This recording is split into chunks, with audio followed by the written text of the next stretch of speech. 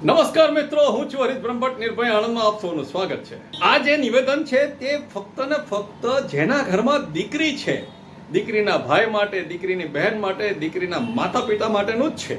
પરિવારમાં દીકરી પર વાલ કોને ના હોય, પૂરા પરિવારને હોય, પરંતુ વધારે પડતી છૂટછાટ અને આઝાદી એ ભયની નિશાની છે. વધારે પડતો વિશ્વાસ તો ક્યારેક ક્યારેક તમારો જ નહીં, પરંતુ તમારા પરિવારનો, તમારા સમાજનો અને તમારા શહેરનો માથાનો દુખાવો બની જાય છે અને તેની સાથે સાથે પોતાનું જીવન પણ અંધકારમય જ બનાવી દે છે. ઘણીવાર બહેનપણી, મિત્રો, પાર્ટી, બર્થડે, ટ્યુશન ક્લાસ અને સ્કૂલ કોલેજના બહાને મોંઘી મોંઘી મોટરસાયકલો અને મોટી મોટી લક્ઝરિયસ કારોમાં ફરે છે.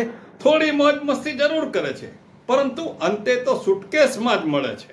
મિત્રો, આ કંઈ દરેકને લાગુ નથી પડતું, કારણ કે જેની પાસે નાનપણથી જ પોતાના પરિવારના સારા સંસ્કારો, સંસ્કૃતિ અને ધર્મનું સિંચન જેણે કરેલું છે, તેને આ દુનિયાની કોઈ અસર થવાની નથી. પરંતુ એક વસ્તુ તો નિશ્ચિત છે મિત્રો, કે વધારે પડતી આઝાદી વિનાશને નોતરે છે. 100%ની વાત છે.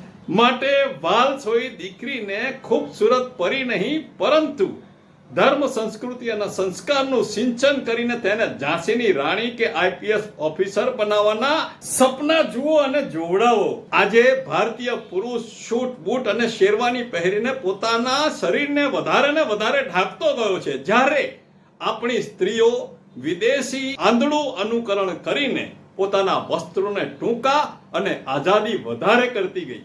અને ત્યારે જ અનર્થ સર્જાય છે અને બીજાને દોષ દેવાય છે. થોડુંક તો આપણે બીજાને જોઈને પણ શીખવું જોઈએ ને, કે બુરખાની અંદર બદનને કેમ ઢાંકે છે, કંઈક તો હશે ને. જે કોઈ પરિવારની અંદર દીકરીનો જન્મ થાય છે, એ પરિવારના વડીલોએ કે તેના માતા પિતાએ દીકરીને નાનપણથી જ શીખવાનું હોય છે કે દીકરી, આપણે દુનિયાને ખૂબસૂરતી નહીં, પરંતુ આપણી બુદ્ધિ, ચતુરાઈ, મહેનત, ધગસ અને સફળતા દુનિયાને બતાવવાની છે, નહીં કે ખૂબસૂરતી.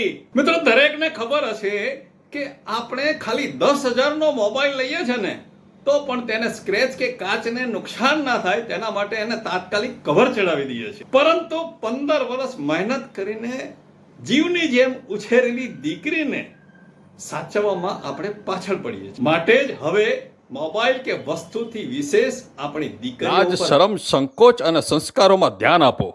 વંદે માતરમ. ભારત માતા કી જય. આપનો હરીશ બ્રહ્મભટ્ટ.